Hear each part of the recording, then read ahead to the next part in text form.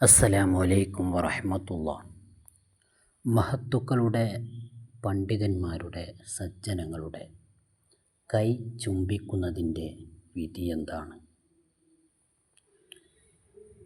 ഇമാം ഷാഫി റളിയല്ലാഹു അൻഹുവിൻ്റെ മദ്ഹബിലും അതുപോലെ തന്നെ ഹനഫി റളിയല്ലാഹു അൻഹുവിൻ്റെ മദ്ഹബിലും അങ്ങനെ മഹത്തുക്കളുടെ കൈ ചുംബിക്കൽ സുന്നത്തായ കർമ്മമാണ്.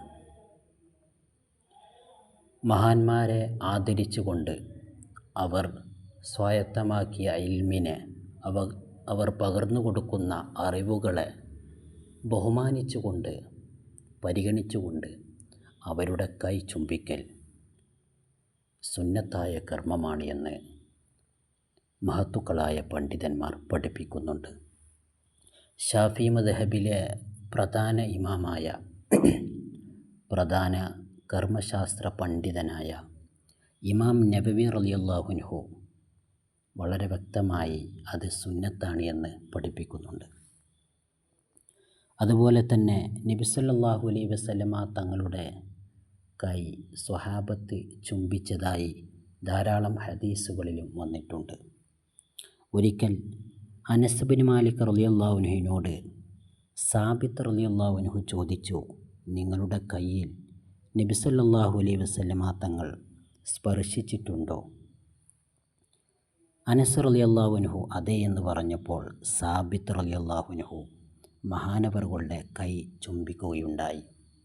ഇത് ഹദീസിൽ വന്ന മഹത്തായ കാര്യമാണ്. അതുകൊണ്ട് തന്നെ മഹത്തുക്കളുടെ കൈ ചുംബിക്കുക, ബറക്കത്തെടുക്കുക എന്നുള്ളത് വളരെ പുണ്യമുള്ള ഒരു കാര്യമാണ്.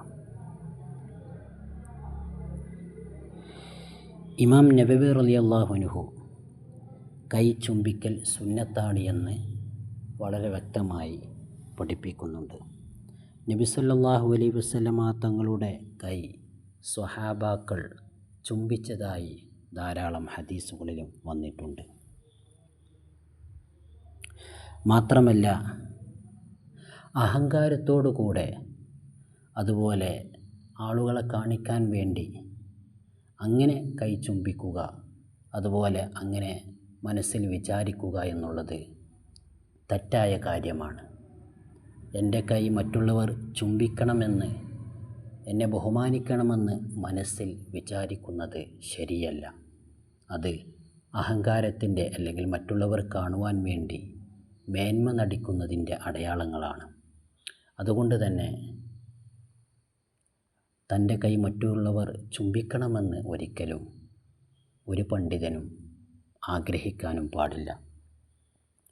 സജ്ജനങ്ങളായ പണ്ഡിതന്മാർ, അള്ളാഹുവിലേക്കടുത്ത ഔലിയാക്കൾ, സയ്യിദന്മാർ, അവരുടെയെല്ലാം കൈ ചുംബിക്കൽ അവരെ ബഹുമാനിച്ചുകൊണ്ട്, അവരുടെ സ്ഥാനത്തെ ബഹുമാനിച്ചുകൊണ്ട് അവരുടെ കൈ ചുംബിക്കൽ സുന്നത്തായ കർമ്മമാണ്. അസ്സലാമു അലൈക്കും വറഹ്മത്തുള്ളാഹി.